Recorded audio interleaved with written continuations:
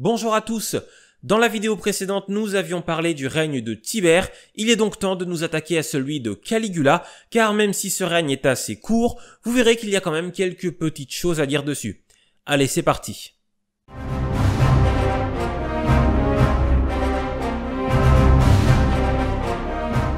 Caligula naît le 31 août de l'an 12 à Antium, un port situé à une soixantaine de kilomètres de Rome. Il naît sous le nom de Caius Julius Caesar Germanicus. Son surnom de Caligula lui est donné par des soldats quand il avait 2 ans. Accompagné de sa mère, il rend visite à son père dans un camp militaire. Pour l'occasion, il est entièrement habillé en soldat et chausse la Caliga, la chaussure du légionnaire, dont le diminutif est Caligula.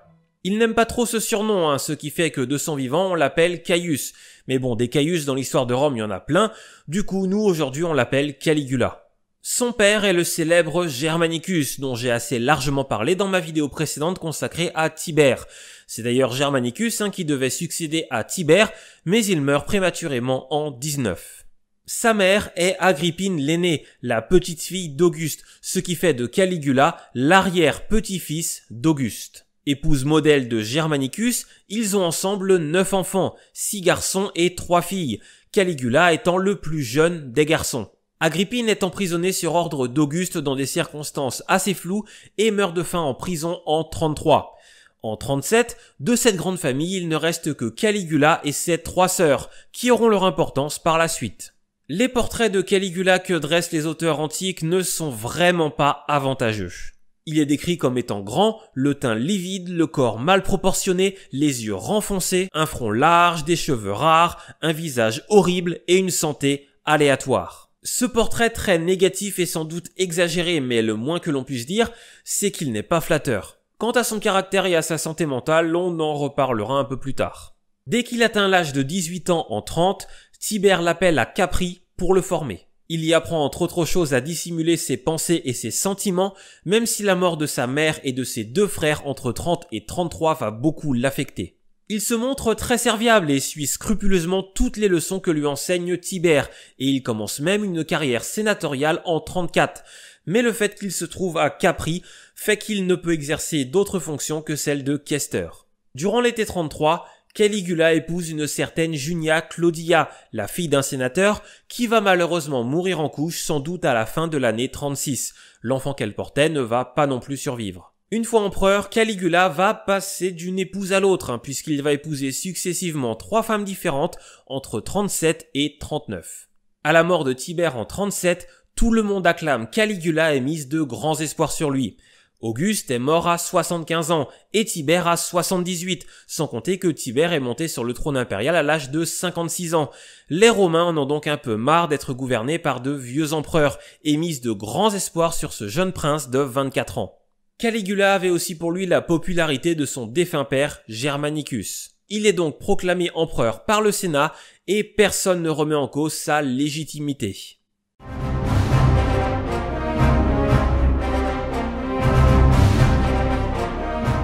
Dès qu'il arrive au pouvoir, Caligula a l'intention de renouer avec la Domus Augusta et de mettre un terme au climat délétère qui avait caractérisé la fin du règne de Tibère. Dans son testament, Tibère avait placé Caligula et Tiberius Gemellus, son petit-fils, sur le même plan. Tiberius étant plus jeune, c'est Caligula qui avait hérité du pouvoir. Soucieux de respecter le testament de Tibère, Caligula va adopter Tiberius et le nommer prince de la jeunesse. Il va aussi associer son oncle Claude au pouvoir en le choisissant comme collègue pour régner. Et pour rétablir un climat serein, il va mettre un terme à tous les procès lancés par Tibère. Il va aussi prononcer une amnistie générale et supprimer certains impôts impopulaires. En termes de politique intérieure, il va légèrement modifier le fonctionnement de la justice, il va reprendre la publication des statistiques impériales, il indemnise les victimes d'incendies et va entreprendre quelques constructions. C'est par exemple Caligula qui fait venir d'Égypte l'obélisque qui se trouve aujourd'hui sur la place Saint-Pierre au Vatican, même si à l'époque il était installé non loin de là, sur le cirque de Caligula et de Néron. Ce cirque était d'ailleurs en construction et comme son nom l'indique, il ne sera terminé que sous le règne de Néron. Malheureusement, ces bonnes mesures ne suffisent pas à racheter tout le reste dont on va parler dans la partie suivante. D'après Suétone, il aura dilapidé en une seule année l'immense trésor laissé par Tibère. Ce qui fait que, faute de moyens, il ne peut pas mener de grandes politiques extérieures. Il va quand même faire quelques petites choses comme une démonstration de force sur le Rhin et une autre sur la côte des Morins contre les Bretons. Mais faute de temps et de moyens, il ne peut pas mener de véritables opérations militaires. En 40, il va aussi faire assassiner Ptolémée de Maurétanie, qui l'accusait de conspirer contre lui. Cette accusation est un peu louche, mais le résultat est que la Maurétanie, qui était un royaume vassal de Rome depuis -33, est annexée à l'Empire. Mais entre 40 et 42, Rome ne donne aucun statut juridique à la Maurétanie, et c'est Claude qui va officiellement intégrer la province de Maurétanie à l'Empire à la fin de l'année 42. Voilà, c'est à peu près tout ce qu'on peut dire du règne de Caligula. C'est pas grand chose, mais bon, en même temps, il n'a régné que 4 ans. Et surtout, son règne est davantage marqué par les extravagances et les crimes de Caligula, dont on va à présent parler.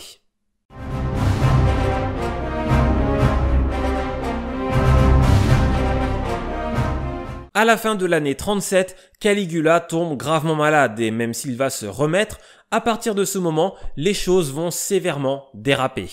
Dès qu'il est rétabli, il va commencer à réprimer tout un tas de conspirations supposées dont la plupart sont certainement inventées. Il commence par faire éliminer Tiberius Gemellus, le fils de Tibère, et Macron, le préfet du prétoire. Leur seul crime est, semble-t-il, d'avoir préparé un peu trop activement la succession de Caligula lorsque celui-ci était malade. En juin 38, Drusilla, la sœur de Caligula, meurt à l'âge de 21 ans, sans doute de fièvre. Sa mort va beaucoup affecter l'empereur et achever de le perturber psychiquement. Certains auteurs, comme Suétone, avancent que Drusilla et Caligula entretenaient une relation incestueuse, mais on pense aujourd'hui que cette rumeur est quelque peu exagérée.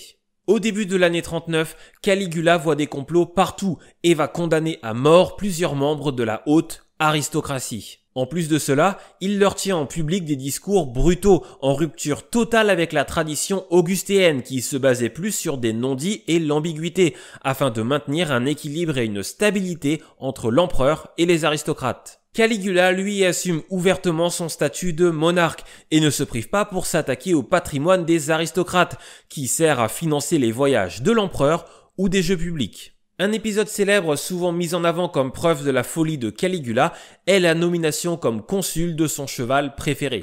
Si ce fait a bien eu lieu, il ne faut pas le voir comme une preuve de la folie de l'empereur, mais plutôt comme une manière de rappeler aux sénateurs que c'est l'empereur qui choisit les consuls et non les sénateurs. Évidemment, cela va provoquer la colère des aristocrates et les complots qui étaient jusque-là totalement inventés par la paranoïa de Caligula vont commencer à devenir bien réels. Au milieu de l'année 39, Gaetulicus, le commandant de l'armée de Germanie, va tenter de renverser Caligula avec la complicité des deux sœurs encore vivantes de l'empereur. Mais le complot est découvert, Gaetulicus est assassiné et les deux sœurs du prince sont envoyées sur les îles Pontines.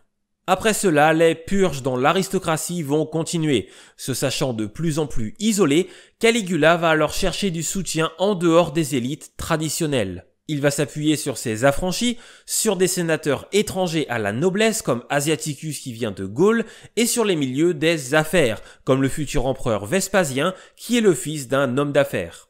Il aime aussi s'entourer de rois d'état clients de Rome, c'est-à-dire de rois qui lui sont inférieurs. Par la suite, il va continuer à humilier l'aristocratie. Il va par exemple supprimer les places réservées aux sénateurs et aux chevaliers dans les lieux de spectacle et à la fin de l'année 40, il va forcer le nouveau consul à lui baiser les pieds. Bref, entre les assassinats et les humiliations qu'il fait subir à l'aristocratie, Caligula devient haï de tous. Son entourage le plus proche finit par l'abandonner et ce qui devait arriver arriva. Le 24 janvier 41, deux officiers de la garde prétorienne assassinent Caligula et son épouse. Ces deux tribuns, qui ont été manipulés par leurs supérieurs et par un affranchi de l'empereur, sont eux aussi rapidement éliminés. À l'annonce du tyrannicide, des discussions s'engagent et certains sénateurs sont favorables au retour de la République. Mais c'est finalement la poursuite du principat qui est actée et c'est Claude qui est choisi pour succéder à Caligula sous la pression des prétoriens. Même après un règne aussi chaotique que celui-là, l'idée du principat n'est pas sérieusement remise en cause.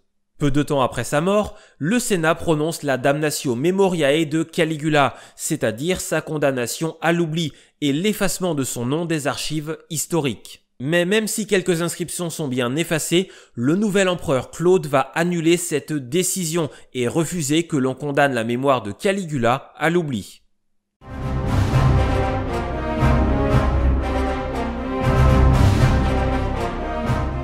À partir de l'année 39, de nombreux Romains commencent à penser que Caligula est fou. Mais l'était-il vraiment? Beaucoup d'historiens modernes s'en sont tenus à cette idée, que Caligula est fou. Mais aujourd'hui, les historiens ont tendance à un petit peu remettre en cause cette théorie, même s'ils ne vont pas non plus jusqu'à réhabiliter Caligula. Caligula était très certainement brutal et mégalomane. La violence faisait partie de ses méthodes de gouvernement, et le fait que son entourage le plus proche l'abandonne au cours de l'année 40 n'est certainement pas un hasard. Il était devenu totalement incontrôlable. Mais pour autant, Caligula n'était pas un dément ayant perdu tout contact avec la réalité. Certaines personnes l'ayant rencontré, comme Philon d'Alexandrie, le décrivent même comme une personne structurée avec de vrais talents oratoires. Même s'il n'a pas eu le temps de faire grand-chose, la politique qu'il mène est cohérente. Il a par exemple renforcé le réseau des rois clients de Rome par une politique diplomatique efficace. Et même si on ne sait pas trop pourquoi il a fait assassiner Ptolémée de Maurétanie, cet assassinat lui permet de récupérer le royaume de Maurétanie et toutes les recettes fiscales qui vont avec.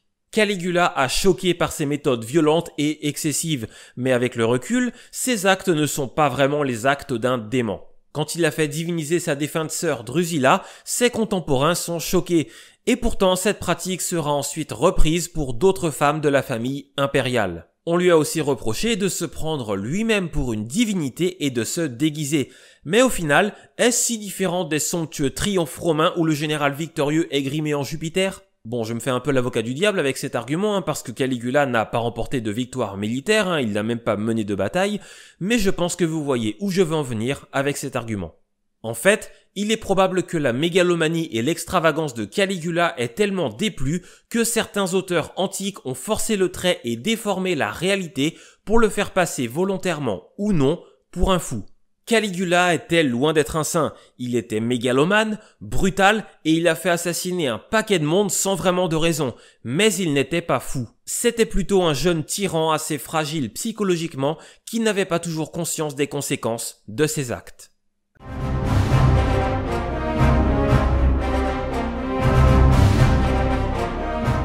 Le règne de Caligula est assez chaotique et est marqué par la violence et par de nombreux excès. Mais malgré tout cela, la légitimité du Principat et de la Domus Augusta ne sont pas remises en cause. Ce bref règne d'un Caligula qui n'était au final pas si fou que cela va laisser la place au règne de Claude dont je vous parlerai dans le prochain épisode de cette série. Merci à tous d'avoir regardé cette vidéo, j'espère qu'elle vous a plu. Si c'est le cas, n'hésitez pas à la commenter, je lis tous vos commentaires et je réponds au maximum. N'oubliez pas non plus de liker, partager la vidéo et de vous abonner à la chaîne, c'est le meilleur moyen de me soutenir et de soutenir mon travail. Pour la suite, on va totalement changer de cadre et de période puisqu'on va partir faire un tour au 19e siècle et on reviendra ensuite, donc pour la suite de cette série, avec la vidéo sur Claude. En attendant, profitez bien du retour des beaux jours, portez-vous bien et à bientôt.